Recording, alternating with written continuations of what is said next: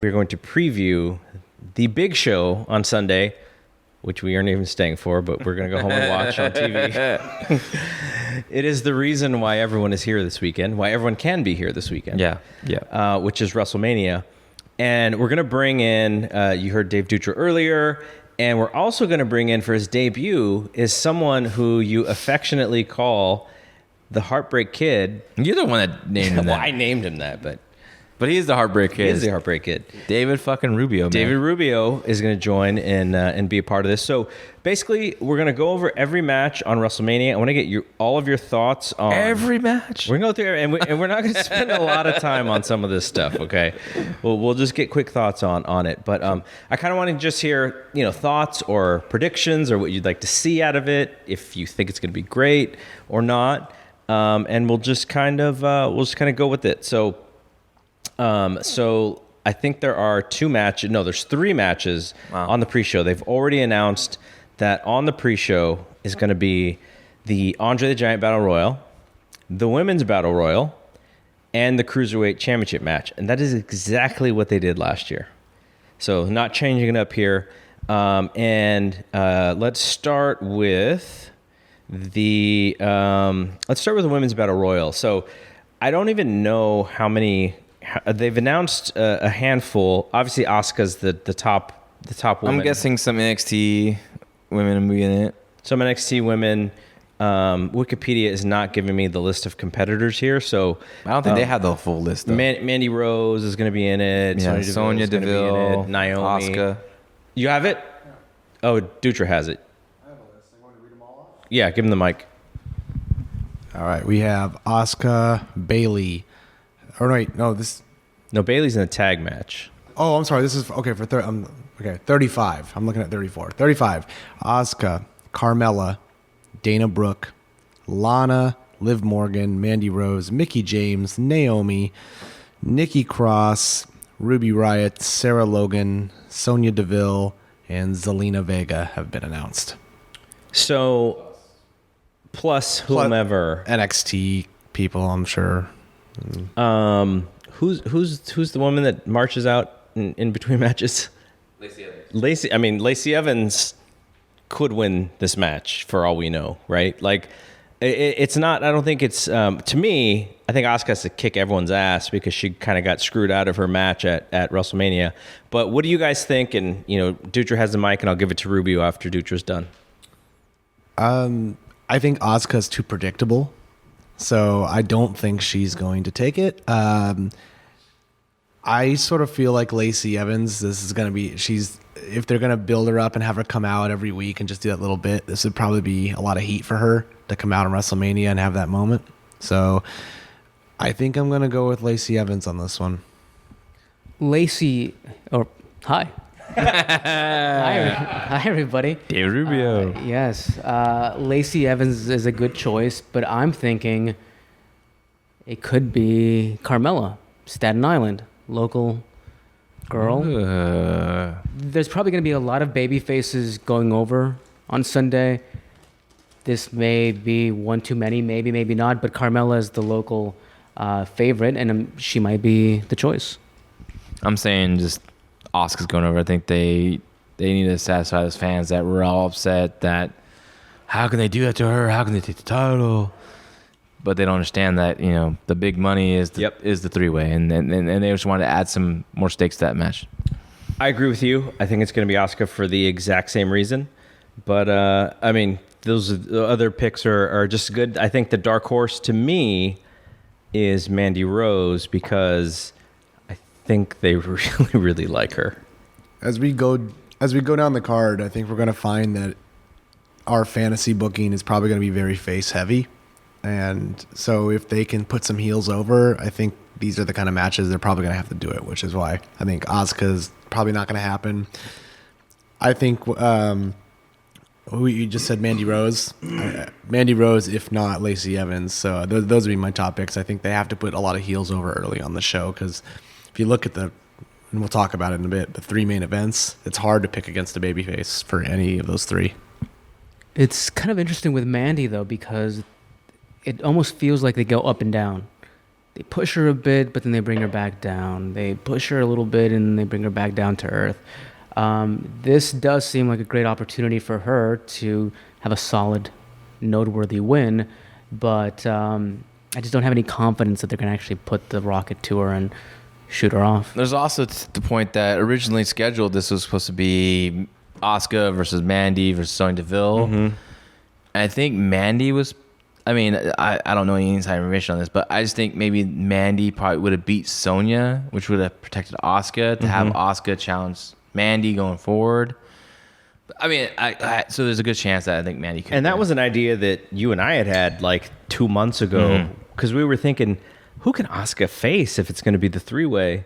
And I was like, I would just do Mandy because I know they love her a lot. I love Mandy. I think she has a lot of potential, but I think that Fastlane show with Asuka, there was a lot of holes in her game, a lot of inexperience in her game. So maybe maybe it's not the best to go with that role, but I think Asuka's winning though for sure. All right, dude, get ready for the Andre the Giant Memorial Battle Royal contestants. Okay, so that's the next match I want to look at. This match has been entirely built around Braun Strowman against the SNL Weekend Update guys, Michael Che, and what's the other guy's name? It's Mr. Colin Jost. How dare you not know who he is? He's Scarlett Johansson's boyfriend. Wow, Lucky guy. I didn't know that. Over in line. That was a flex by the Heartbreak Kid right here. Damn, that's some good shit. I know. I think they're both really. So the funny thing about this is, I think that they're both really funny on SNL.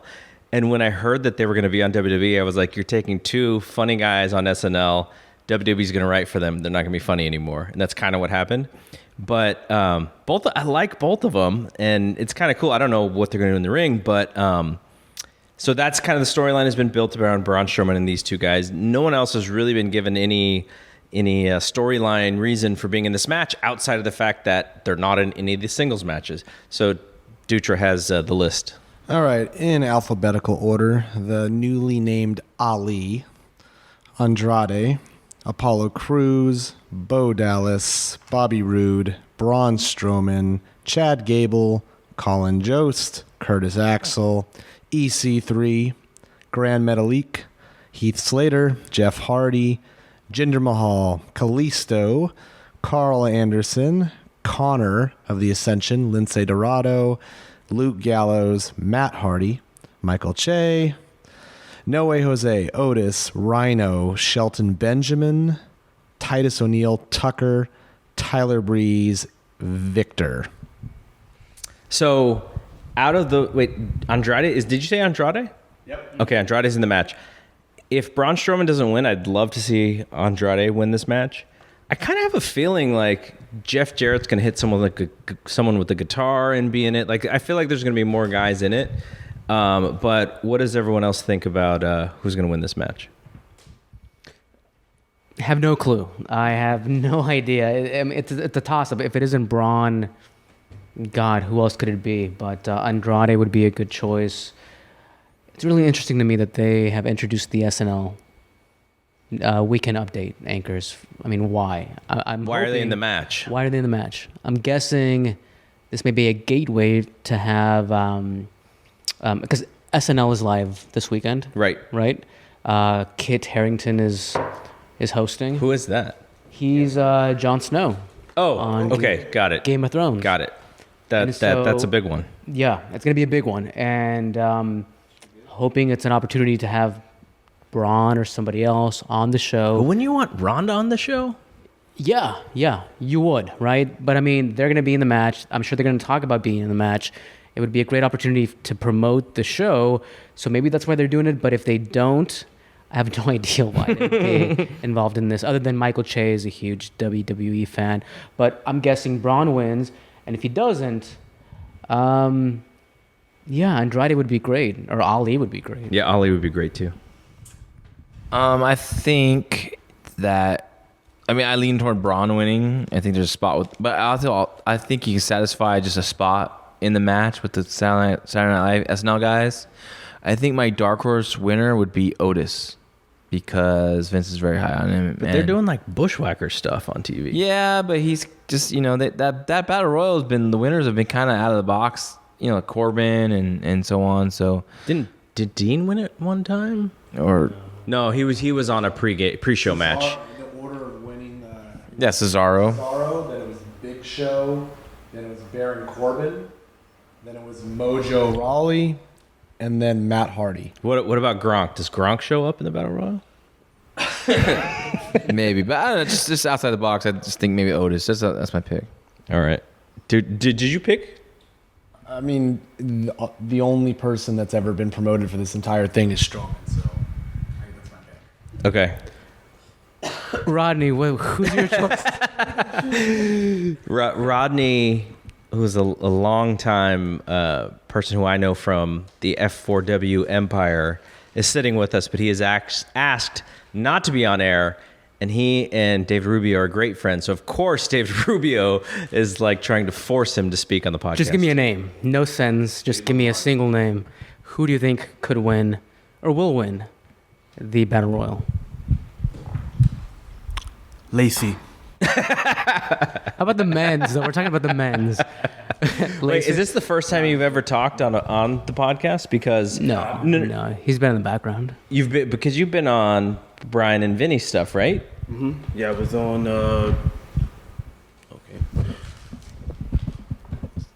Yeah, I was on once back in 2012. On Brian and Vinny show. Yeah.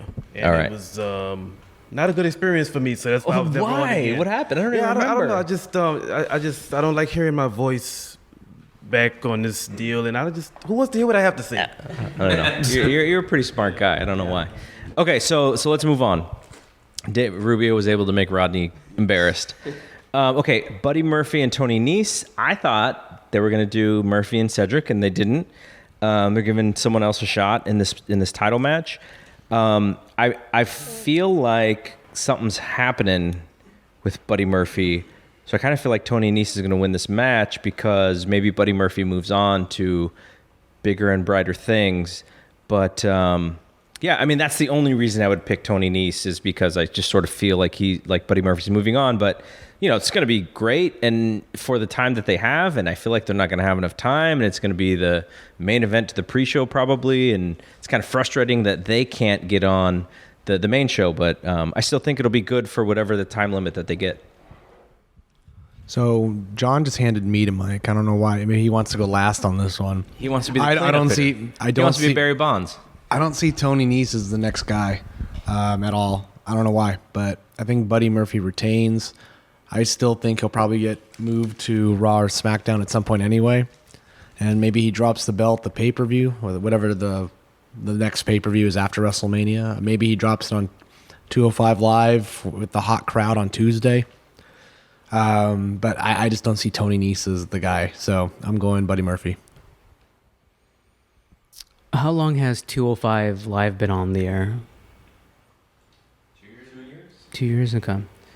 I think that's a great point. The fact that on Tuesday they're going to have a hot crowd. I don't remember the after WrestleMania 205 Live episode, but if they do a change, I think it'll be then. It's not going to be at Mania. I just don't think Tony Nese is over at all. No. And I don't think the belt's going to help him get over. I just way. don't think he's the right guy to be the face of that show. I think at Mania it's going to be a win by Buddy Murphy. I think he deserves it. He is one of those stories that is just really kind of amazing where you look at where he was in NXT as a tag team partner and what he transformed into. And I think he deserves a great moment, and I think he's going to win. That's a tough one. I think It's Barry Bonds speaking, by the way. yeah, thank you. I think Buddy Murphy retains, goes to the main roster. The title is vacant, and They do another tournament? They don't do a tournament, but they have maybe like a 4-way with the mystery guy, and Kushida wins the belt on 205 Live. So he skips NXT. He skips NXT, I think so.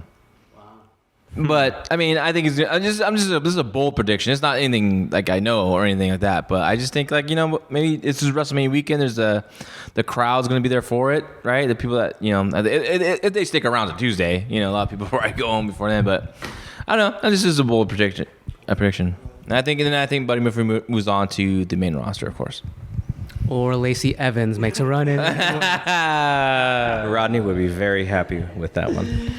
Okay, so let's just go through the rest of these matches. I don't know the order that these are going to happen. I'm just going to kind of use the list that I have and go from bottom to the top. So we have the Revival versus Kurt Hawkins and Zack Ryder, which is a very frustrating. It's a frustrating storyline because early on, they kind of teased this. Then they went completely away from it. And then everything they were doing on TV made you think that it was going to be Ricochet and Aleister Black. And now we're back to this match, which if you would have promoted this match, I'd have been totally fine with it because it's a fun story with Kurt Hawkins and Zack Ryder. Kurt just got the losing streak.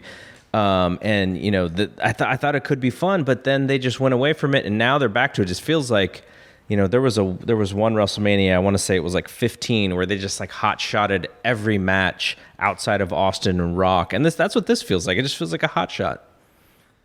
This is the reason why I don't think Carmella is going to win for the home crowd, because I think they're going to woo woo guy.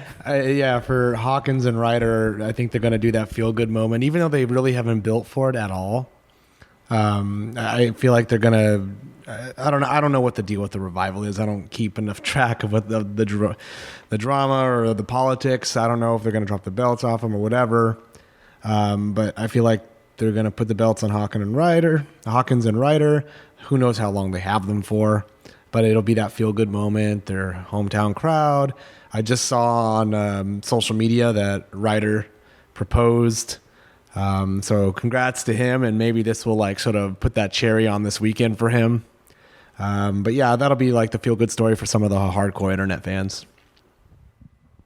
Well, Zach is already winning this weekend, right? So that's awesome. But I think Kurt Hawkins winning would be similar. It would kind of mirror Zach back at 32, where he has a big moment. He should get the cover. He should win if they go in that direction. I think this is going to be one of those matches where the heels are going to go over. I think the Revival are going to retain, and I think they're going to just win just because, again, it's going to be a very, in my opinion, a very baby face heavy top half or later half of the show. Yeah, I think in the losing streak continues with Kurt Hawkins. I think Revival goes over. The problem that I have with Kurt Hawkins winning is they're not going to have enough time to tell this great story of him as the underdog. He's losing all these matches. This evil heel team of the Revival is going to put him back in the loss column, and all of a sudden he fires up and wins the match. With 6 minutes or with 8 minutes, I don't know if you can tell that story. Well, it's like if they were week by week building up this match, building up this struggle between Zack Ryder and Kurt Hawkins on their way, they keep losing, and then it's also a kind of hard story to tell of a team that keeps losing and getting a title shot too. Like it's just on TV, it's all been about Aleister Black and Ricochet. So yeah, this is silly, and I think the Revival retains. So nice little segue to the Usos, who just signed a new WWE contract, according to most articles that I've seen, or all the articles that I've seen. They are defending against Ricochet and Aleister Black, as well as The Bar, as well as Shinsuke Nakamura and Rusev. If you are going to change the titles to Ricochet and Aleister Black, I think it'd be totally fine. I would rather see the Usos retain and actually have a story with Ricochet and Aleister Black. I think The Bar and Nakamura and Rusev are a little tired as far as being in the title picture, seemingly, every other week. They have matches with each other. Interestingly, the New Day is not in this match. So I guess their entire WrestleMania is going to be based around Kofi speaking for him. signing contracts for him. Yeah, cutting standing promos up, for him. standing up to Vince McMahon for him, cutting Yeah. promos for him. So, thoughts on who wins this match and just a whole kind of, again, another sort of hot shot put together at the last minute kind of match. I can see Alistair and Ricochet winning this one. I see that, or Usos retaining, but I just feel like they're gonna do a title change here. Let's see. I mean, Ricochet and Aleister Black have been pushed so heavily, and it's really rare to see anybody pushed as hard in like a 4-week span as they have been. So it's hard to go against them there. Ricochet and Aleister Black. So I agree completely. It looks like Ricochet and Aleister Black, that they are ready to just kind of take the belts and do something different, because we've seen Sheamus and Cesaro be champions and they've been around for a while. We've seen the Usos do their thing for a while. Rusev and Nakamura, they're a newer team, but I can't trust that they're going to do anything with Rusev. They seem to just not want to do anything with him ever, whether it's in a tag team or a singles. But yeah, I think Aleister Black and Ricochet, if you're betting on a single match result, I think this would be the one. And watch them just Nakamura and Rusev win just for no reason. That would be a funny way to do that. Okay, so the way this list goes, it actually has the Daniel Bryan and Kofi match, and I'm just going to go that way because if I skip it, then I may forget it in the end. But Daniel Bryan and Kofi Kingston, John and I have just broken down this entire story, how much we don't like it. And they did a SmackDown contract signing, which I didn't see because my Hulu TV, because I was in New York, it didn't let me play anything. But you got to see it. I mean, was there anything to the contract signing? They finally just let Kofi cut a promo on Daniel Bryan. I think Daniel Bryan just outshined him in the promo. I think he was fantastic. But they built up well to where when Kofi finally talked, it was good. I mean, it still hasn't really got me that interested. I think the match is going to be really good. Yeah. Beyond the silliness of the storyline, but I think they'll do the title change here, give that Kofi that moment. Unless they continue on because they need something that kind of. Someone had a good idea. I think maybe it was you about the turn by one of the New Day members, which that's a tough one to swallow. They want to break that act up, but yeah, I think Kofi retain. I think he wins the title here. Okay, so stay on that. Yes.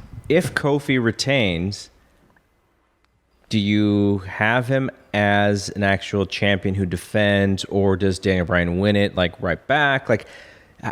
It's a short-term deal, I think, with him, unfortunately. I think it's just going to be a short, feel-good moment. And something similar to that. I think he loses next pay-per-view rather quickly. Okay, so now just going to play devil's advocate. Let's say that Kofi wins the belt, and it is the most memorable part of this show. It is the crowd just goes nuts because they want it so badly. Can you keep it on him? Can you run with him as a guy if he can sustain, the reaction from the live crowd and from all the Twitter people, and could you theoretically keep the belt on him for more, for an extended period of time? No, I think you can.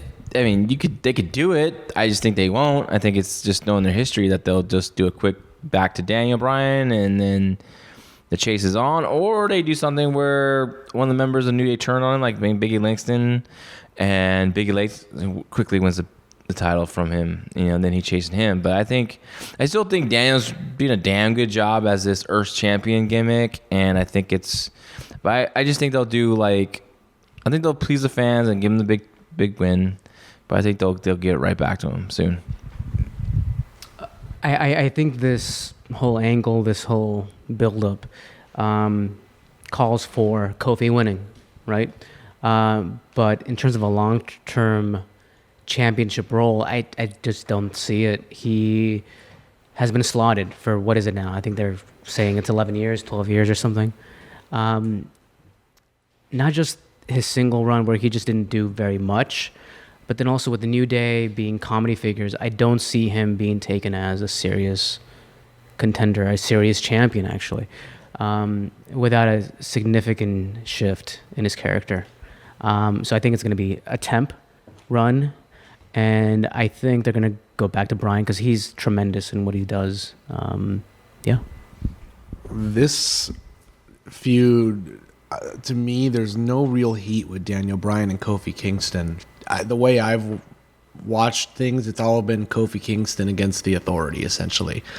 So it's a really weird dynamic, and it's made Kofi weak to me, this whole build.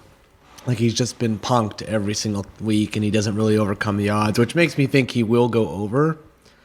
I think that he will go over, but right on Tuesday, with the WrestleMania crowd still lingering at these shows, you get those really riotous kind of fans, that he'll get a rematch. Daniel Bryan will get a rematch, and Big E will cost Kofi the match and turn on him. Probably give him the big ending, get a big, what you call it a pop, good or bad, but like he's gonna get a really big reaction because that crowd is always really hot, and that can set up Kofi and Big E. And you say, oh, it sucks or would they want to break up the New Day? I don't know what their merch sales are like, but the New Day is stale. But what happens when then they go on Up, Up, Down, Down and play video games together after the turn? That's for Xavier. That's for Xavier Woods to figure out. Okay, I don't know. I have a prediction, which is Vince is going to dusty finish Kofi at WrestleMania. God. Vince has been all about manipulating the hardcore fans in this whole thing. And I think he's going to do it again.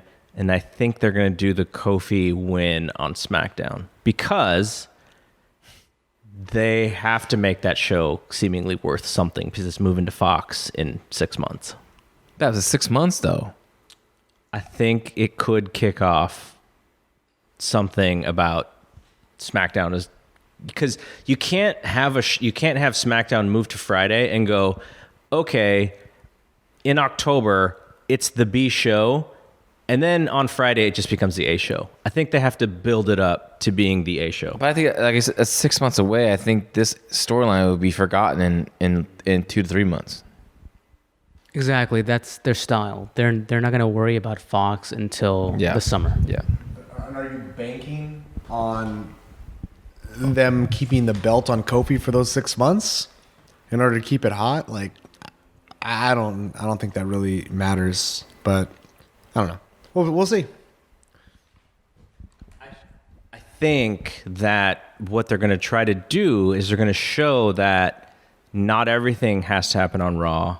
We can have things also happen on SmackDown, and that's why you have to watch. Because it's going to be really hard to get people to watch SmackDown on Friday, right? Like, that's when, David Rubio and I go see A Star Is Born. That's Friday night, man. We're not going to see SmackDown. Fucking Star Is Born movie, man. Man, you build up so much, I gotta see this damn thing. It's on those Fridays, so. That's why we cry on Friday nights at A Star Is Born. Sorry, I just had to correct you. So it's like a sort of wild prediction. I not necessarily think it's like gonna happen. I think something like that could happen though, because if you're gonna give the Becky feel good main event win, he can screw with the fans on that end. Just about to say that would actually help with the heel babyface balance for WrestleMania if they did that angle. So, okay, so we have the Boss and Hug Connection as the champs against Beth Phoenix and Natalya versus the Iconics versus Nia Jax and Tamina. I'll sort of get my prediction out of the way. I would like to see them keep the titles on Bayley and Sasha, but I think there's a little bit of Beth and Natalya that's kind of interesting. And I think if you have them win, then you have a 2-month feud and, Bayley and Sasha can win the belts back. But there might be a little bit of something with Beth. Like, they're really pushing her hard all of a sudden all over again. and it could be a fun moment to see her, win the championship after coming back from her retirement and all that stuff. I think that could be fun. I don't know if that's going to happen, but it could be kind of interesting. Yeah, I think Hug and Boston Hug are gonna retain. I think they're gonna beat Billy or Peyton. One of them taking a fall. I just think it's gonna be just a simple match. Rod, you said that you think it's going to be Nia and or Nia and Tamina.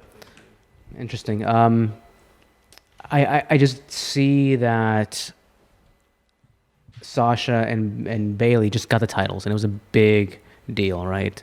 First women's tag team title belt. I think it's too soon to take it off them. I think they're going to retain. I am personally a huge fan of the Iconics, if only because I think they are great at being the annoying heels. I think they do a great job with their characters, and I'm a big fan of them. But I think it's too soon for Sasha and Bailey to lose, and I think they're going to retain. But Sasha always loses in her first title defenses.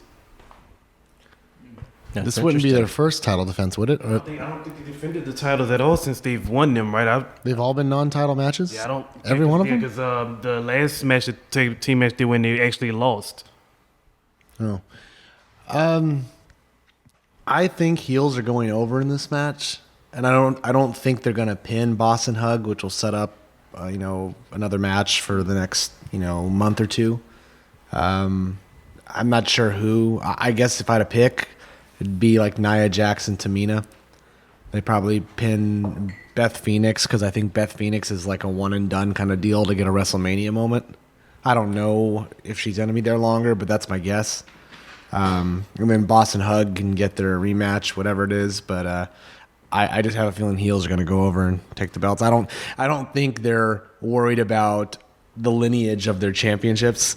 To like, they just put it on there, so we got to keep them on. Have this long title reign that's proven to not really matter time and time again. So, all right. So the next match is Roman Reigns and Drew McIntyre. I love this matchup. I would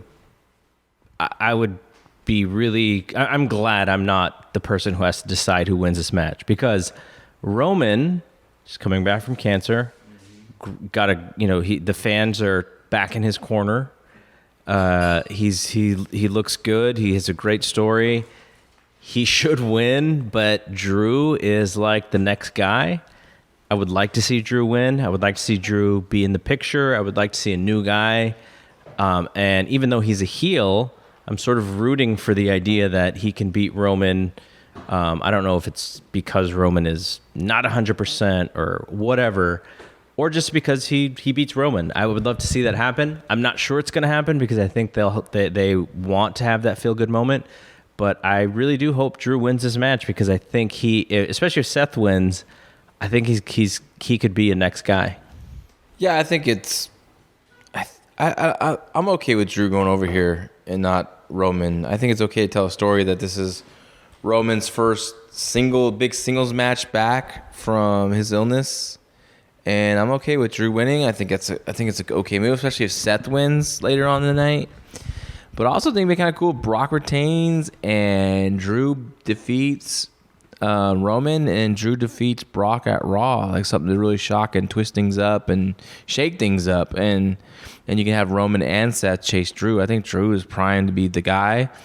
When he came out on Raw a couple weeks ago, when he confronted Paul Heyman and Brock, like, that felt fresh and new, and because it is. And I think Drew is he has that ability. He has everything going right. He has that it factor to be that champion, that heel champion, like in the guy from the chase. And I don't know. I like to see that happening. I'm looking for that. I'm not looking for that match because both guys are really good, and Roman's really damn good. Drew's really damn good.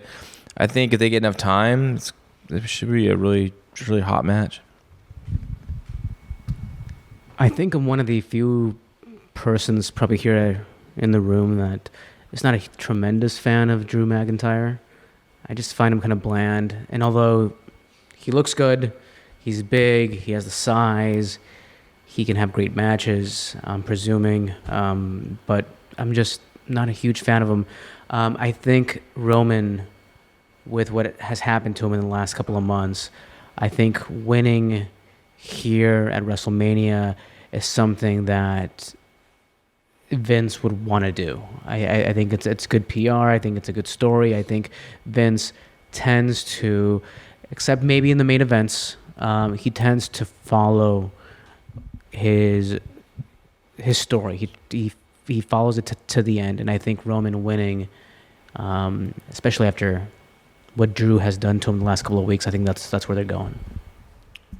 The way I look at it is simple. Which guy, and this should be a great match, but which guy would be hurt more by losing, and his status thus would have to take a lot of work to rebuild? To me, if Drew loses, he's back to that mid-card turmoil forever. And he's already sort of been hit a few times where he's had to be built back up. I think Roman isn't like untouchable, but at the same time, like, he loses this match, I don't think it really hurts his status. He's still going to be sort of a top guy. And you could also say, well, it's a sort of his first real big match since he came back. So if he loses, it could simply be a matter of, you know what, he had to work off a little extra rust, or maybe he just wasn't fully prepared, whatever it might be, or maybe Drew caught him off guard, but it's Roman Reigns. He's still going to get those big reactions. He can make a comeback.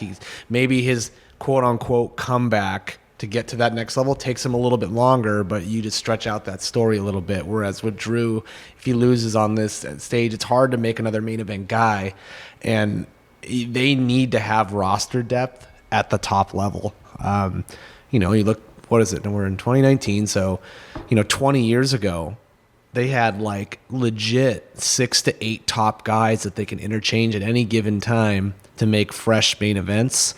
They need to do that now. So Roman's already there. Drew's sort of there, but not really. So give him a win and make more top guys that you can have fresh matchups. I think Drew needs to win.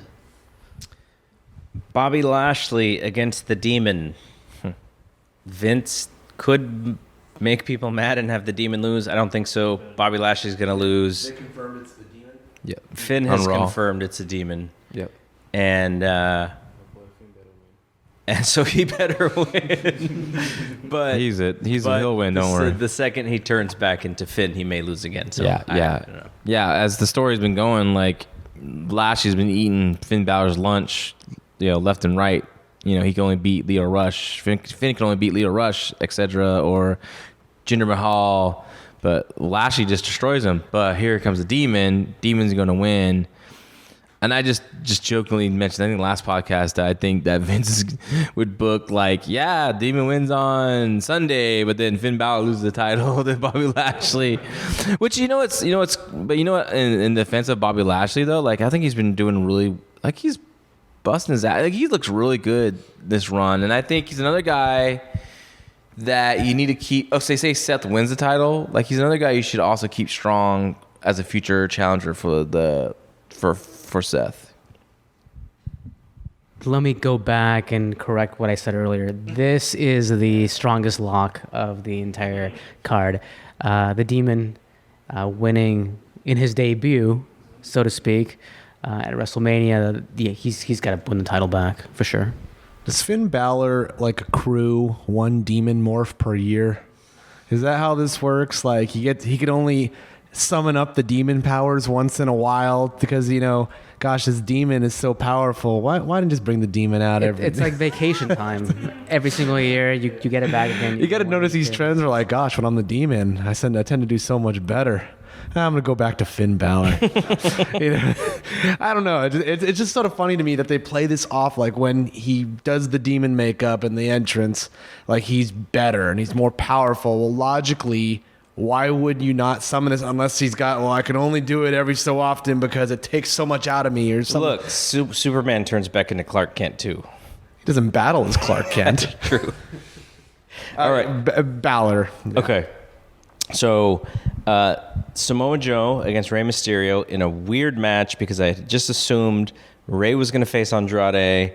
That was where they were going. Samoa Joe didn't really have necessarily a guy.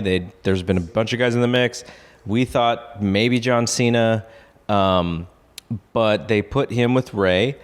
Ray hurt his ankle on Monday.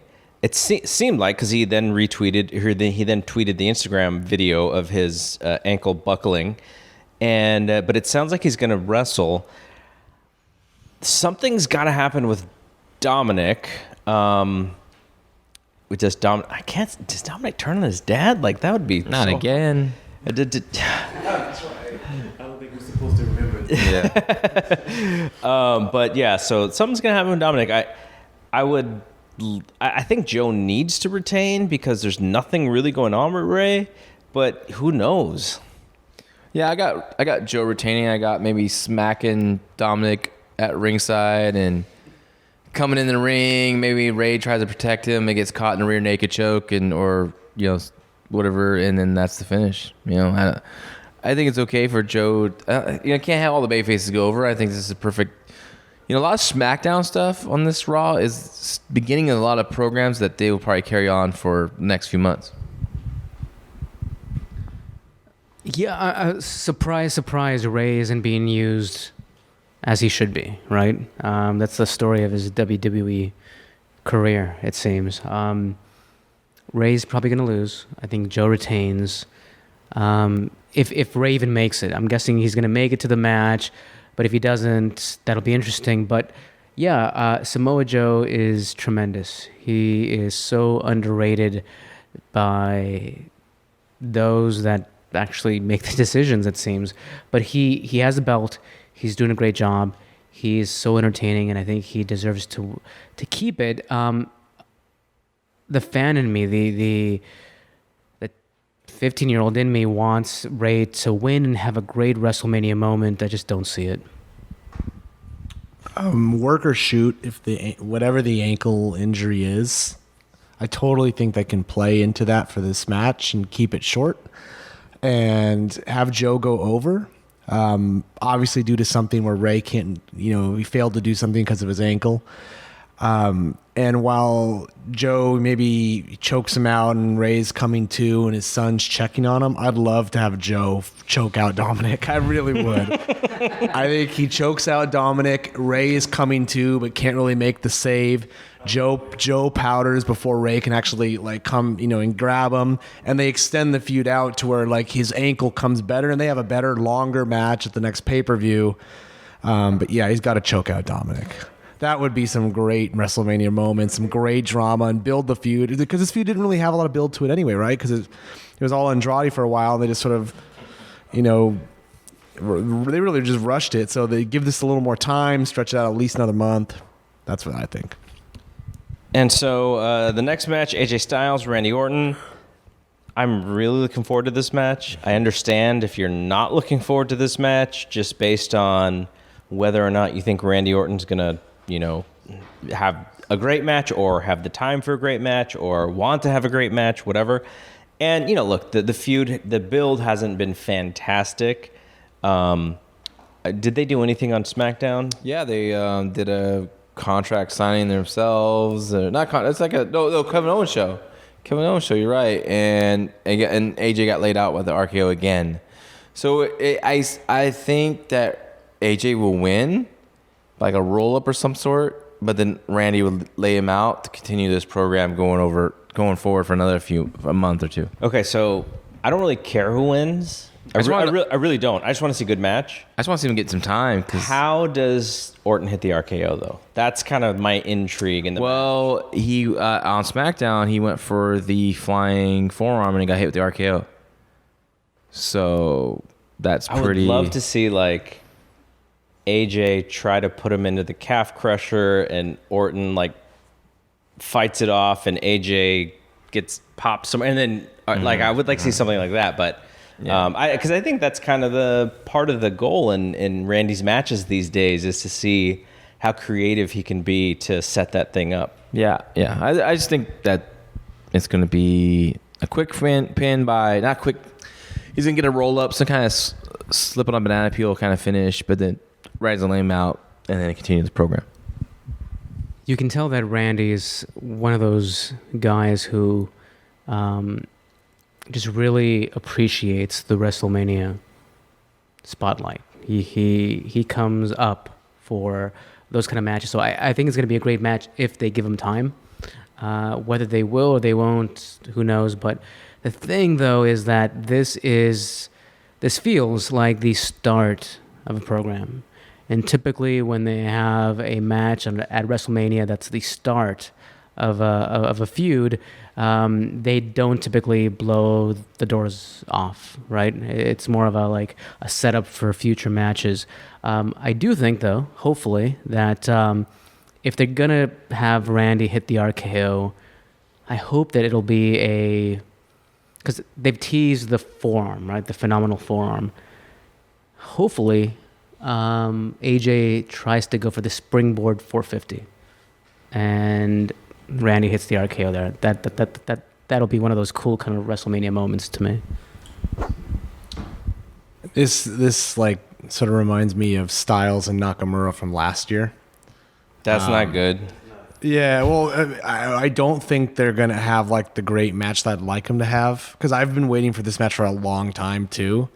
But I don't think WrestleMania is actually the best stage for it. I think it's gonna get lost in the shuffle with 17 matches.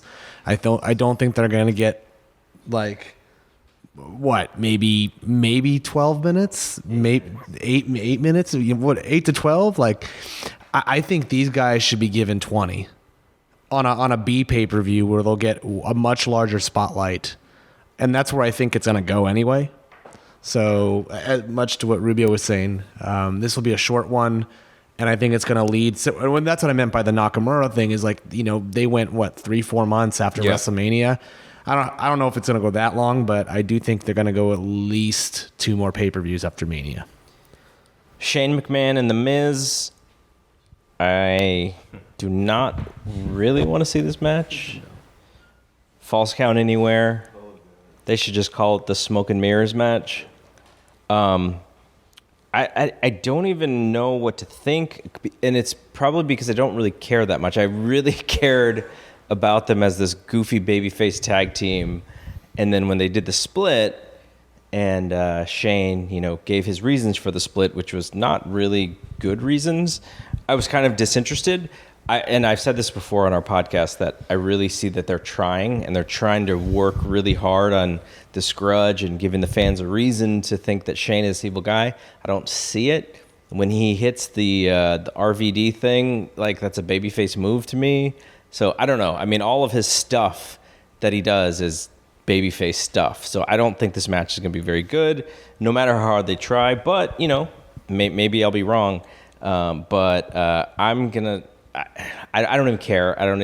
I just think it's kind of going to be like the one match where I'm like, I need to go make a sandwich or something. Yeah, they try to flip the script and they have Miz as the babyface and Shane's a heel, but I think Shane's just a natural babyface and I think Miz is a natural heel. It just doesn't work for me. I think we'll see a Shane stunt.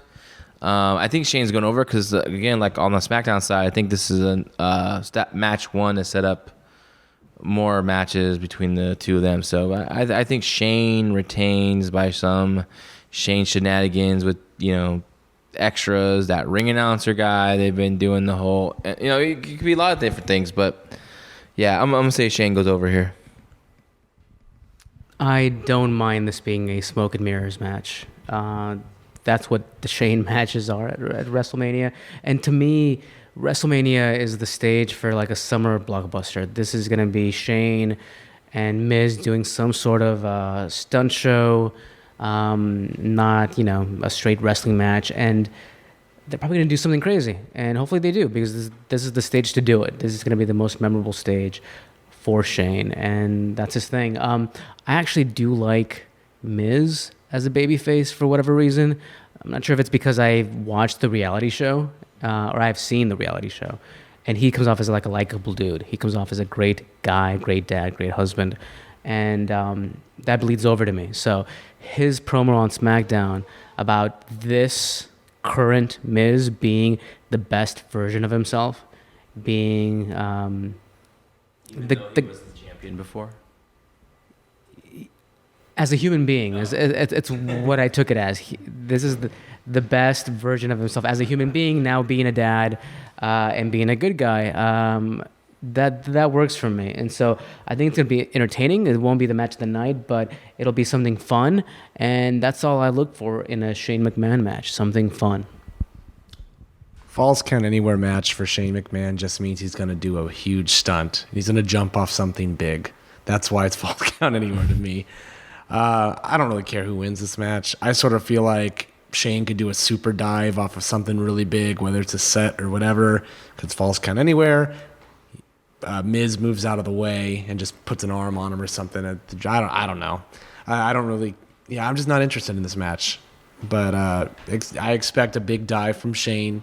The highlight reel moment for WrestleMania. And yeah. I was watching Raw, and then they showed I kept the thing going because I was working as well, and they showed a Ms. and Mrs. Episode. I think it was old, though, because she was pregnant with their child.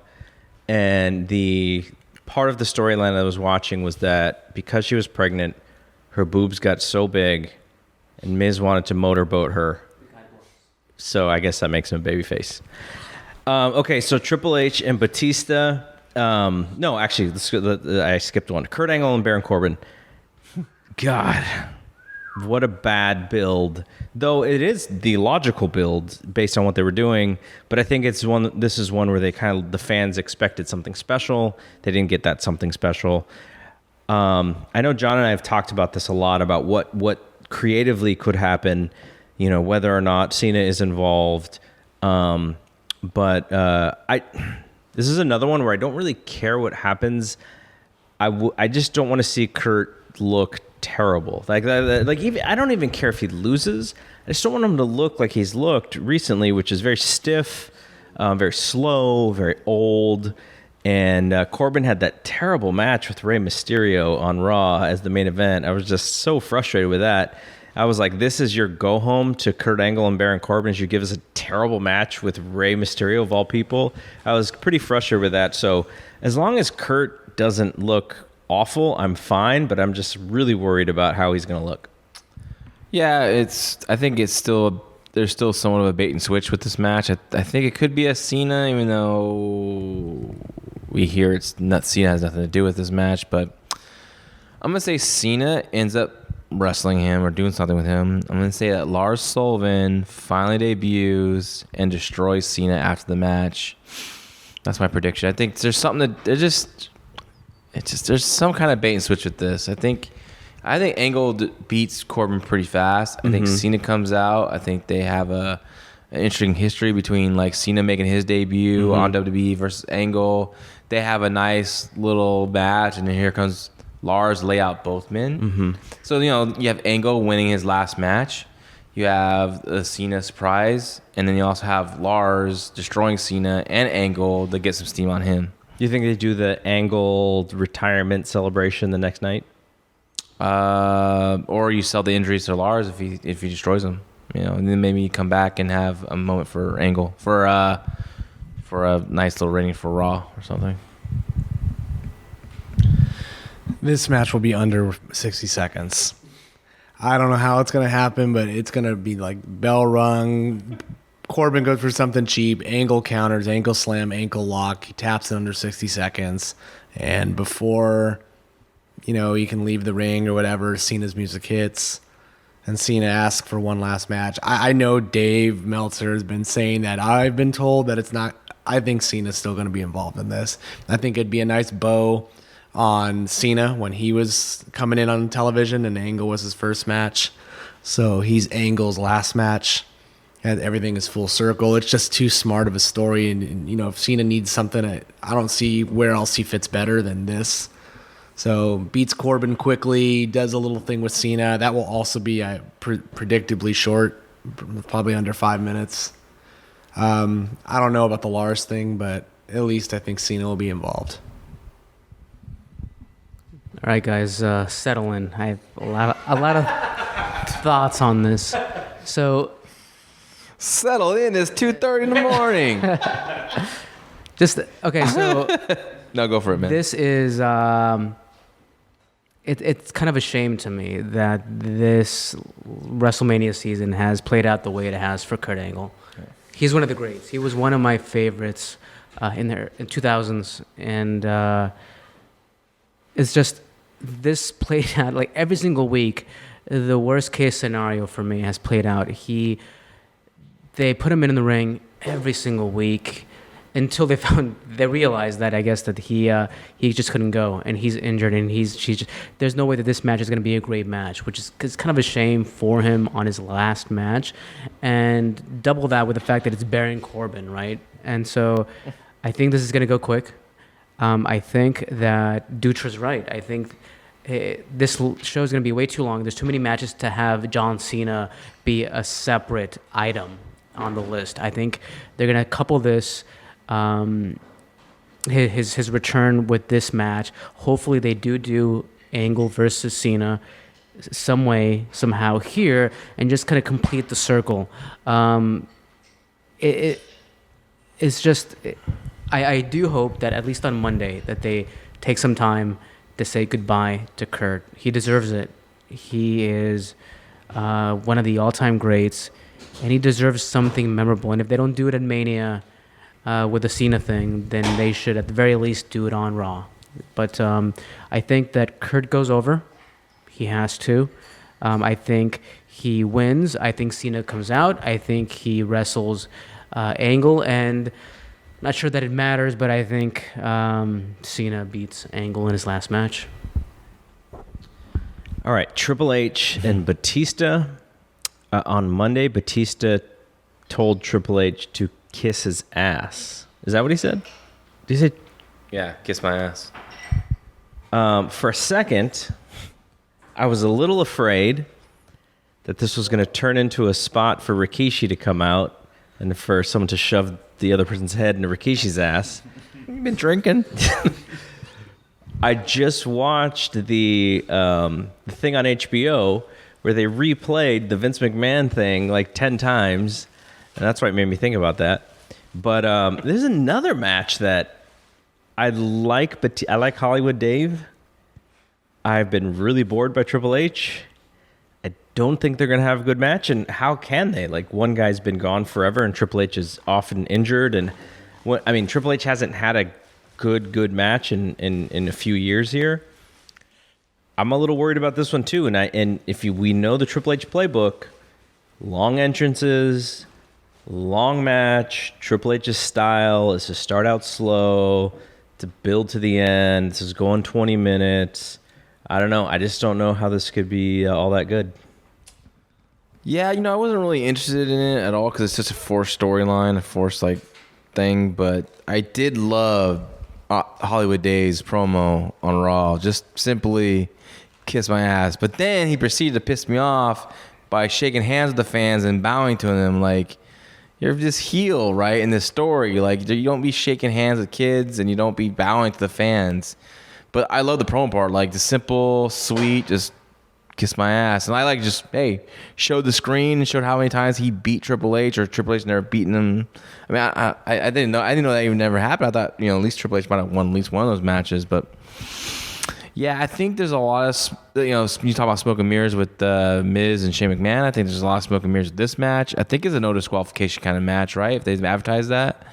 And this is a wacky, funky prediction, but I'm going to say that, maybe some special moment happens with a certain character. And I think, they're going to do something memorable. It's going to be a moment that fans are going to just kind of remember, and it's all going to tie together to a lot of old past matches. It's not Shawn Michaels, and it's not Shawn Michaels, but I think it's going to be interesting. I'm hoping they have a good match. I hope in Hollywood Dave. I wish Hollywood Dave was here for a long time. I wish Hollywood Dave would have the belt and be the heel champion. Fucking love Hollywood Dave, dude. This is I'm all of this there's such a rush thing. It just pisses me off. If he had a year of this, of being Hollywood Dave and being this just dick. I'm all in, man, And it was kind of cool to hear the music again. That great entrance. Here comes Holiday with that sweet-ass fucking jacket and those glasses, dressing... Fuck, man. I'm a big Holiday Batista fan, apparently. And then, I just think... I just wish they would have had some foresight to see, man, this could go a little longer. But we'll see. I think Batista's having fun. And I wouldn't be shocked to see this go a little bit farther, a 3-match program or something like that. Because I could just see. I think I kind of see it with Batista. I think he's having fun, but I know he wants his last. He's talking about having the last match at WrestleMania. But what if he's just having a good time and wants to continue it? It's happened before many times. I am totally picking up what John is putting down. I think Duke Droese coming back and screwing Triple H just completes the circle, and I think that's the end. No, no, I think this is gonna have one of those memorable moments. Triple H has the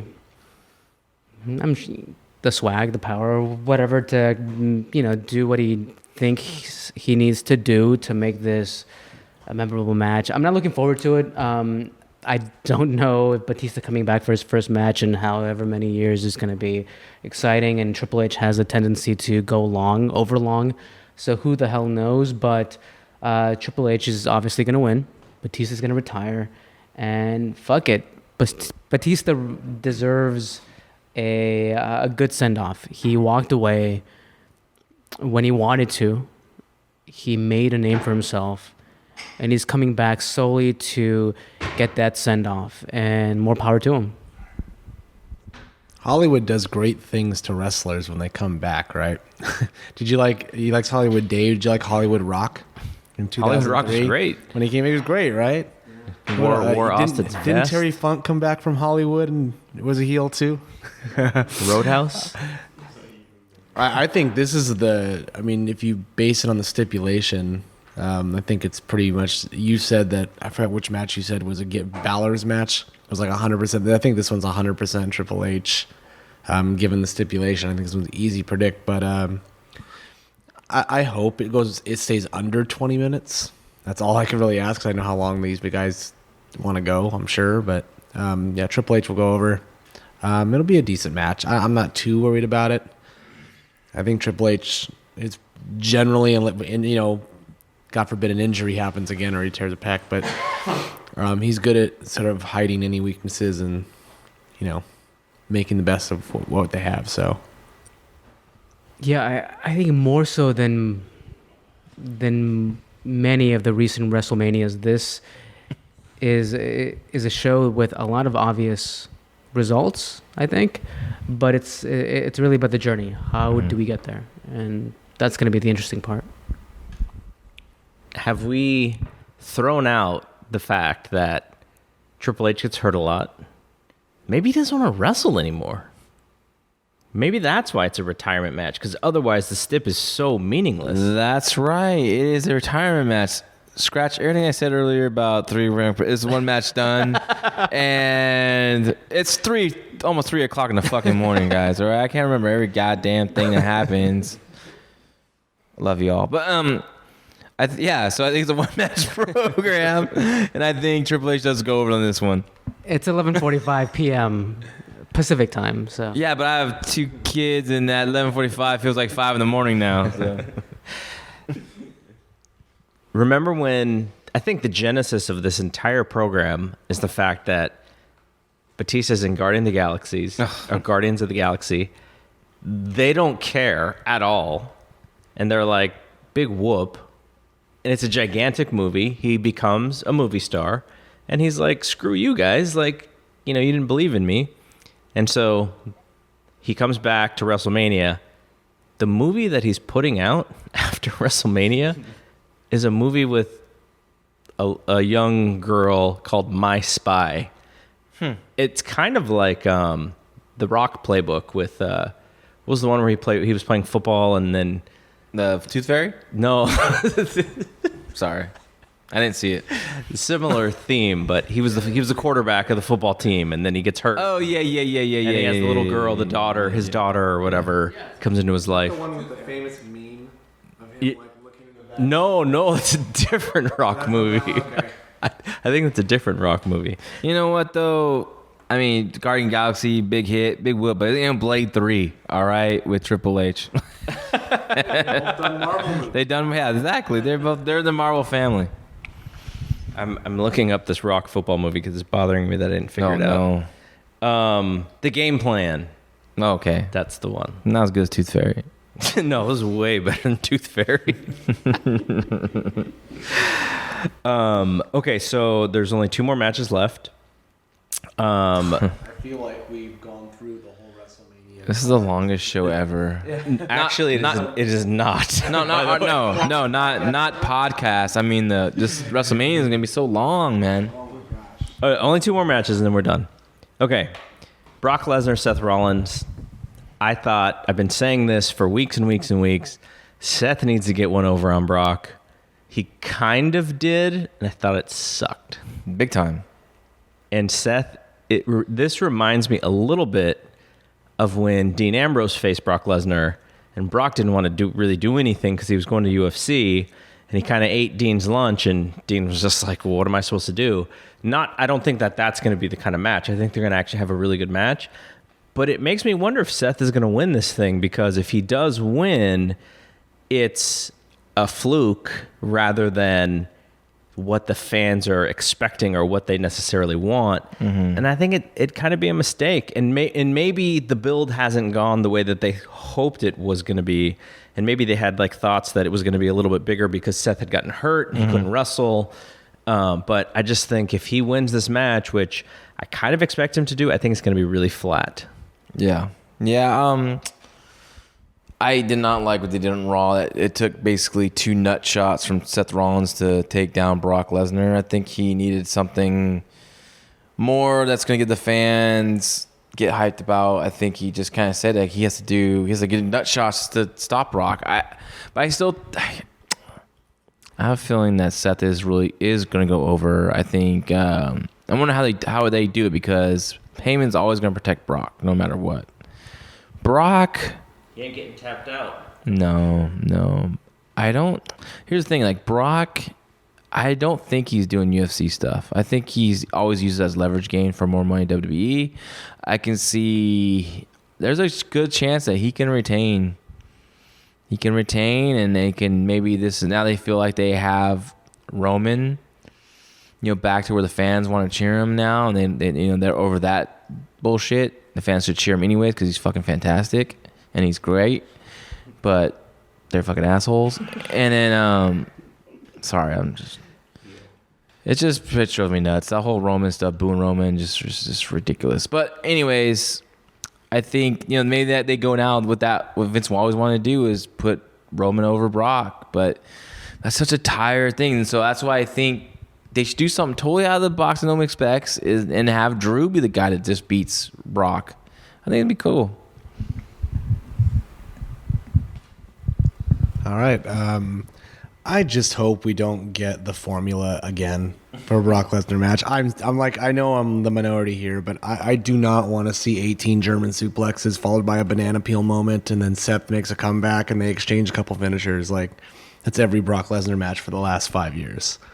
I feel like I'm going to get that, though. 18 German suplexes followed by a banana peel, and then Seth Rollins makes a comeback and whoever wins. I mean, if there's anything positive I'll say about this match, it's that you really don't know who's going to win, because you never know how Vince feels about Brock and if he's going to sign him or keep him on longer. So it's unpredictable, and that's good. I really don't know which way they're going to go, and I guess there's multiple options with either one going over. But I just would like to see something different, and I just don't feel like I ever get that with a Brock match, and I don't get why people still like watching this guy. It was great when he first came back, and even for like a year or two afterwards, but his matches to me are super stale.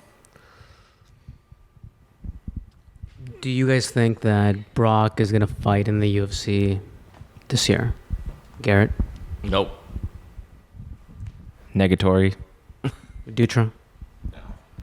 I just want to say, first of all, Brock has fantastic fucking matches. I can see your reaction. I'm saying, yeah. Great match with Daniel Bryan. Great match with Finn Balor. Hell of a match. I love Brock, and I hope we get 18 German suplexes in the routine. So you say they're great matches, right? But they follow, like you said, Dutra, they follow the same formula. And I am on the Dutra camp. I think it's played out. I think it's the same thing over and over again. I think real quick, in a vacuum, they are great matches. You watch them individually for just the story being told that night. All of them are great. But watching him for as long as we have, and you see the same thing over and over, you can't out of a vacuum. I don't think they are. It's formulaic. I will say this: I was disappointed. A lot of people think this is a great match, and I have to probably rewatch. I only saw it live. Is Roman and Brock at WrestleMania 31? Like, I was kind of upset during this match because I thought like Roman needs to get more, like a little bit more on Brock. I thought he was getting eaten up way too much, and the crowd was like, kind of just like waiting for Roman to have this moment, and it took that, the blood and the post and everything. I don't know. I just think I remember being upset with that match a little bit. Not It was Rocky and Drago. Yeah, but I don't think it is. I thought Roman was the one guy that could go toe to toe with Brock, and it almost felt like, oh, he's just the same like as everyone else. He's kind of ragdolling them, and you need to have that in the beginning. But I thought Roman should have definitely had a little more. I don't know where I read or heard this, but I thought that the way that match was booked was Heyman's idea in a way to try to get Roman over, because Roman was getting all that heat for no reason from the fans. They just wanted to see him lose, so they thought maybe if they do that thing where he's just getting pummeled and he's laughing at Brock, just getting his ass beat, and then he makes that comeback, that fans will like, okay, I dig this kind of thing. And I think it sort of worked a little bit, because when he came out, he was getting booed pretty heavily at that building. But when he started, like, I remember watching, because we were all live there, that when he first smiled, he got kicked in the face or something, and he just looked at him and his mouth is bleeding, he's smiling, that people like, oh, that everyone like just really gave a good reaction. They popped for it. And then when he was making his comeback with the Superman punches and Brock is stumbling from corner to corner, like, it was just, I don't know, it was great. I love that match. I know I'll have to rewatch it again, but for something, I think I just enjoyed that whole WrestleMania. That's my first WrestleMania I've ever seen live. I think is a special. It was so much fun. I just don't want to like change the memories in my mind of what I saw live. But have you never watched that match? Never watched that WrestleMania. Watched it back? Nope. Oh, wow. Okay. See, the reason I asked everybody is whether Lesnar would fight again this year is because I personally don't think he will, and I think that he, just like Dutra said, I think earlier, or maybe John said, but I think he tends to use that as leverage, and I think Vince is in love with the idea of Lesnar. I think that Seth Rollins is going to lose. I think Lesnar's going to retain. I think that Vince just loves Lesnar to the extent that he hasn't found the right person to beat him. And I don't think it's Roman. It might be Drew. It might be somebody else. But I think this is going to be one of those surprise results where people are going to be shocked because they're going to expect Seth to win, but he won't. And I think Lesnar's going to retain. And sometime down the line, he's going to lose that belt, but it won't be to Seth. Mm-hmm. Kofi Kingston and Brock Lesnar, Survivor Series. All right, so the final match here. We're finally at the end of this, and it's going to be the one that we argue about probably the most. Ronda Rousey, Charlotte, and Becky, main event, triple threat, both belts on the line. Actually, I don't think we're going to argue with who should win. I think it's pretty clear with who should win. Now, maybe how she should win. No. I'll probably be the one arguing about that. But what did you before we get to that? I just want to ask John what he thought of the angle on Monday where everyone gets arrested. I thought it was just too goofy for this. Too goofy. I don't know what they were going for. I think it was just too much theatrics a little bit. I still think they could have gone the old school, like not old school route, but like I think they should have done a lot of training stuff. A lot of like both women or all three women doing like different training, and the whole like UFC, what was that special? Countdown. Yeah, like a countdown style show, like within Raw, right? You showed they did that for Gargano and Adam Cole actually on and put it on YouTube. And they did it for Brock and Rock, and it was fucking fantastic stuff. So I kind of like to see that than this kind of like over the top goofiness, and the cops put them in the same car together. Like that's very unrealistic. And it was just silly and a lot things can go wrong and someone can get hurt. Okay. I agree. I completely agree with that part of it. But when some of it was really dumb because the fact that one of them does something, then gets arrested or gets handcuffed, the other one follows the exact same thing to get handcuffed, and then the third person follows the exact same thing to get handcuffed. That was really dumb. But it's one of those things where the performers make really bad, plans, and they actually turn it into something that's not super terrible. I thought Rhonda trying to judo trip the police officers was awesome. Like I thought she was gonna get him too. I literally thought that one of the police officers was gonna take a tumble because it was so good. And this my thought was when I was watching this is that Rhonda's real, the other two aren't real, and that was maybe the thing that stood out the most because she was so good at performing, being pissed off, being angry, being frustrated, trying to fight her way out of that, and Charlotte and Becky couldn't keep up. That doesn't mean that the match should change, but I thought that was maybe the weakest part of the whole thing. Now, the goofiness in the car, it was more just entertaining and funny to me. But Charlotte did hit Ronda with a pretty nasty running knee that I thought was cool. Good. I thought that was really cool. I think Becky's going to win. I think Becky has been the most disappointing out of the three when push comes to shove with the promos and with the just the wrestling. I think if Ronda was really going to stick around, it would be interesting what they do with the booking. But I think Becky's going to get a chance. So here's what it reminds me of, and I'll let you guys talk. Remember when Shawn Michaels beats Bret Hart at WrestleMania 12? Shawn is the guy, right? Bret says something to the effect of, "We'll see how you do without me." And I sort of feel the same thing about Becky. Let's see how Becky does without Ronda, because that's really going to be the test. If she can stay over, then she's fantastic and she's doing a great job. And I think she's been really good. But I have this weird feeling that the second Ronda leaves, a lot of the reason why you watch Becky and why you root for Becky and why you're so behind Becky may also leave. So I think they're going to have their hands full with that part. But that being said, Becky should win this match. I don't think she should submit her. I think she should beat her with the pro wrestling, outsmarting her because she's a veteran pro wrestler and Ronda's a rookie pro wrestler. I don't think I'm going to get my wish, but that's my take on the whole thing. I like what you said about. That.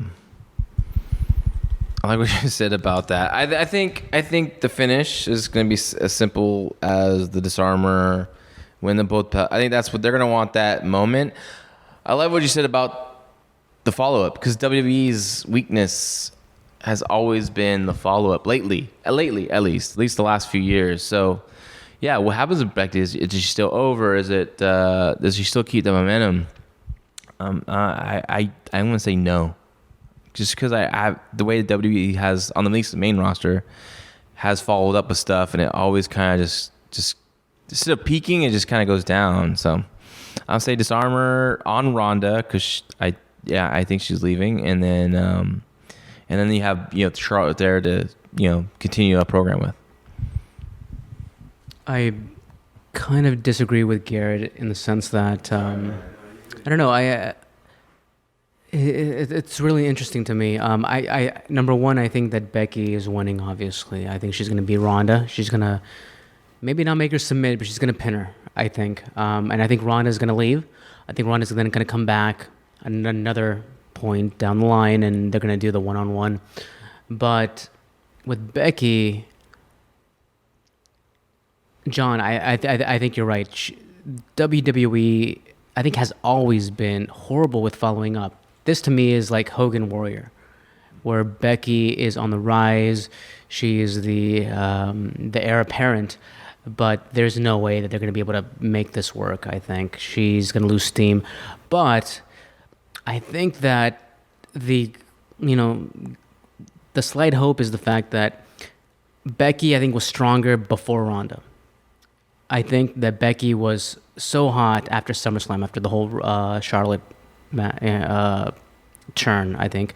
And then through Evolution and through TLC when she lost the belt, I think her, other than the first promo that was amazing, I think she's gone down significantly since being paired up with Ronda. So I think Ronda leaving isn't going to necessarily affect her. I think she has the opportunity to just, make it work. But I just think I don't have the confidence in the WWE to do it right. But hopefully Ronda comes back and she has the one-on-one match with Becky, and it makes it, and they make it something memorable. But I think for Mania, Lynch is winning. She's going to pin Ronda, and she's going to win the title. You and I, Rubio, see more eye to eye on this. First and foremost, I think Becky's not really affected by whether Ronda leaves or not. I think she's affected by bad booking. She has been compared to like the Steve Austin for the women's side, but she's not being booked like Steve Austin. She was on crutches for the majority of this run, and it made her look weak, and I don't think that's her fault. I think that's the booking. And unfortunately, she's going to take the blame for not being able to perform at what the top person would, or the top man, or whatever top girl would be expected. But it's bad booking. And you're right. She was hotter before they even got her involved with Ronda. I do think for this match, all the heat was always with Becky and Ronda from the beginning. And about a month ago, I was adamant about that. And I will say that in the last 3 to 4 weeks, they've done a really good job getting Charlotte involved and getting a lot of heat with her. So now I actually think going into it's Friday. Yeah. Going into Sunday's show, I think there's a good amount of heat for all three going each direction. Charlotte against Becky, Becky against Ronda, Ronda against so I'm really looking forward to this match. I do think Becky wins.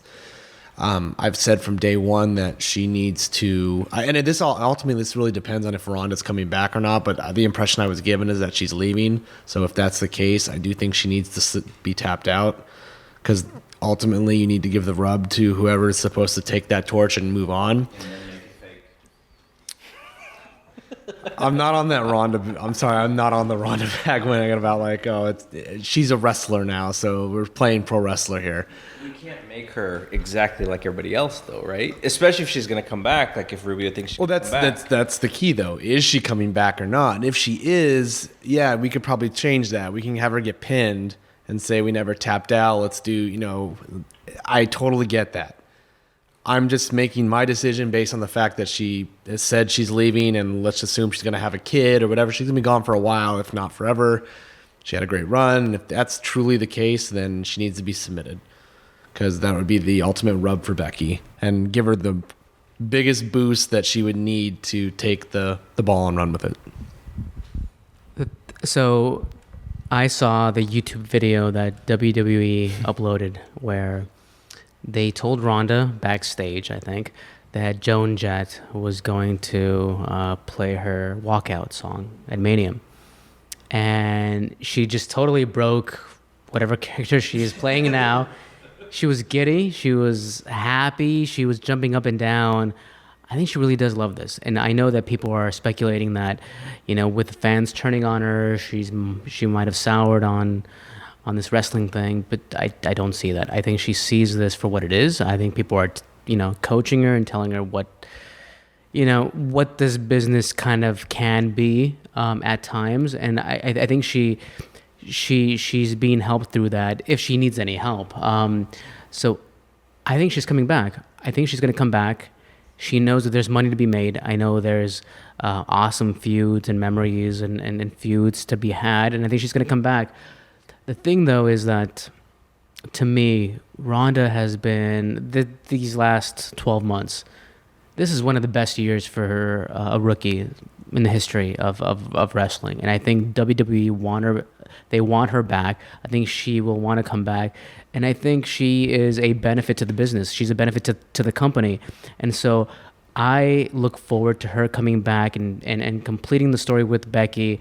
And this is probably the match that I'm most looking forward to.